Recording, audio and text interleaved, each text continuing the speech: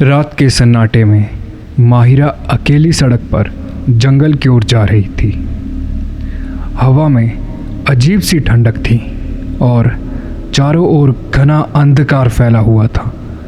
सड़क के दोनों ओर ऊंचे ऊंचे पेड़ अंधेरे में साए की तरह दिख रहे थे। तभी उसे लगा कि कोई उसका पीछा कर रहा है। उसने डरते हुए इधर उधर देखा, लेकिन वहाँ कोई नहीं था। अचानक एक भयानक काली परछाई उसके सामने आ गई। उसकी आंखें गहरी लाल थी और उसके लंबे नुकीले नाखून चमक रहे थे। वो एक मसान था और धीरे धीरे उसकी ओर बढ़ रहा था। बिना किसी चेतावनी के उसने अपने नाखूनों से माहिरा की एक आंख खींच ली। दर्द से चीखते हुए माहिरा नीचे गिर गई। खून की धार बह रही थी और उसकी चीखों से जंगल गूंज उठा, लेकिन वह मसान रुका नहीं। उसने वह निकली हुई आंख अपने मुंह में डाल दी। उसने दांतों से चबाया और उसके मुंह से एक काले रंग का गाढ़ा तरल निकलने लगा। माहिरा की चीखें और तेज हो गई और तभी वह अचानक बिस्तर से उठ बैठी। यह डरावना सपना था या हकीकत? उसकी सांसें तेज चल रही थी, माथे पर पसीना था। वह अपने कमरे में थी। तभी उसके माता पिता दौड़ते हुए अंदर आए। क्या हुआ माहिरा? उसकी माँ घबराई हुई थी। वो मुझे मार देगा, प्लीज़ मुझे बचा लो, मैं मरना नहीं चाहती। माहिरा रोने लगी। उसके पापा ने उसके कंधे पर हाथ रखा। बेटा, तुम सपना देख रही थी, कुछ नहीं हुआ, सब ठीक है। उसकी माँ ने उसे पानी दिया। सब भूल जाओ और आराम से सोने की कोशिश करो। लेकिन माहिरा का दिल नहीं मान रहा था। उसने पानी पिया और फिर से सोने की कोशिश करने लगी। कमरा फिर से शांत हो गया, लेकिन तभी कमरे में एक अजीब सी गहरी सांसों की आवाज़ गूंज उठी। माहिरा ने धीरे धीरे अपनी आंखें खोली और जैसे ही उसने कोने की तरफ देखा, उसका पूरा शरीर डर से सुन्न रह गया। कोने में वही काली परछाई बैठी थी और उसके हाथ में किसी इंसान की कटी हुई टांग थी। वह धीरे धीरे उसे खा रहा था। उसके नुकीले दांत मांस को चीर रहे थे। माहिरा चाहकर भी चीख नहीं पाई। उसकी आवाज़ जैसे गले में ही अटक गई थी। किसी तरह उसने हिम्मत जुटाकर अपना फ़ोन उठाया और पूरी ताकत से दरवाजे की ओर फेंक दिया। आवाज़ सुनकर उसके माता पिता फिर से भागते हुए कमरे में आए। अब क्या हुआ माहिरा?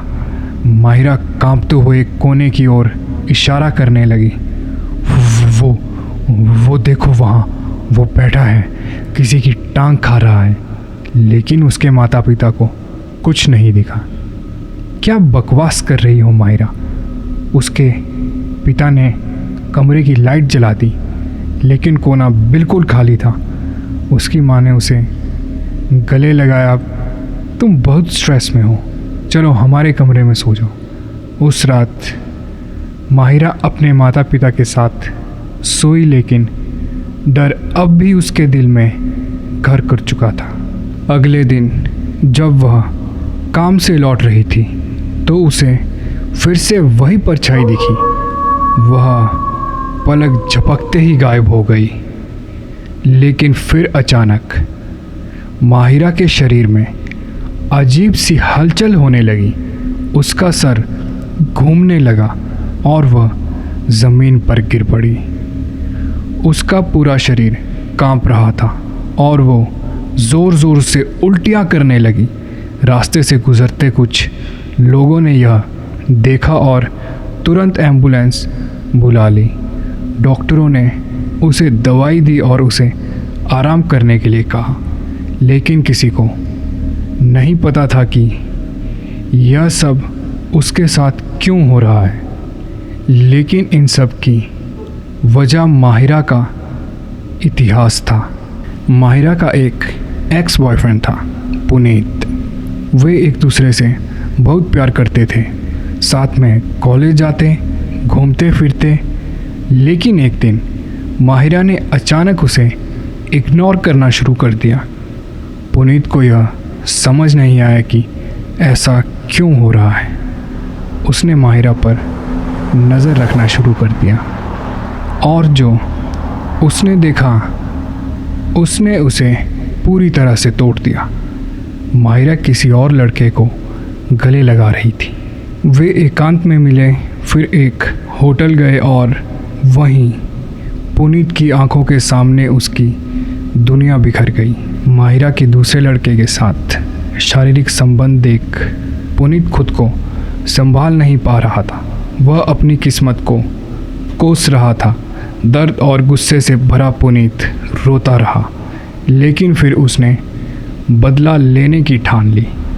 वह एक तांत्रिक के पास गया और उसने उससे कहा, मैं माहिरा को दर्दनाक मौत देना चाहता हूँ, उसे मरते हुए देखना चाहता हूँ। तांत्रिक ने एक भयानक मसान को बुलाने की विधि बताई और अगले दिन पुनीत और तांत्रिक सारी सामग्री लेकर शमशान घाट पहुँच गए और अनुष्ठान शुरू कर दिया। तांत्रिक ने अनुष्ठान के आखिर में बकरे का गला काटकर उसकी बलि दी और अग्नि से एक काली परछाई निकली और तांत्रिक ने उसे माहिरा को दर्दनाक मौत देने को कहा।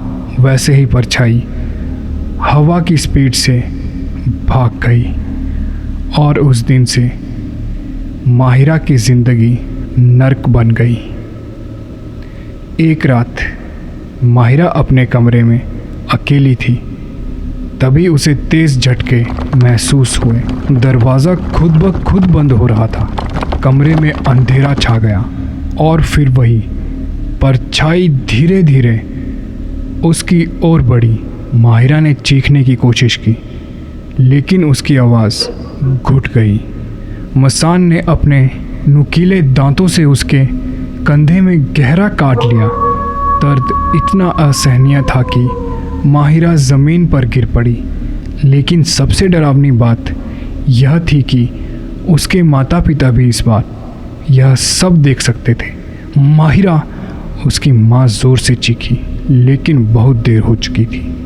माहिरा अब अपने ही कंधे को नोच रही थी। उसका मुंह खून से भर गया था। उसकी आंखें पूरी तरह काली पड़ गई थी। डर और घबराहट में उसके माता पिता उसे हॉस्पिटल ले गए। कुछ दिन वह ठीक रही, लेकिन फिर एक रात जब वो सोने की कोशिश कर रही थी, मसान उसके शरीर में समा गया। उसकी आंखें गहरे काले गड्ढों में बदल गई। उसकी स्किन में दरारें पड़ने लगी और उससे खून टपकने लगा। वह ज़ोर ज़ोर से हिलने लगी। उसके मुंह में काले झाग निकल रहे थे। और फिर माहिरा ने एक आखिरी चीख मारी। उसका पूरा शरीर सड़ने लगा।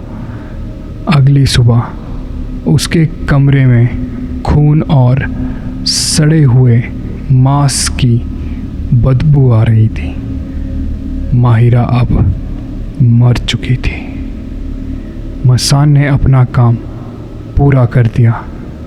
पुनीत ने जो श्राप दिया था वह सच हो गया। लेकिन क्या यह यहीं तक था, या फिर मसान किसी और को अपना शिकार बनाने वाला था?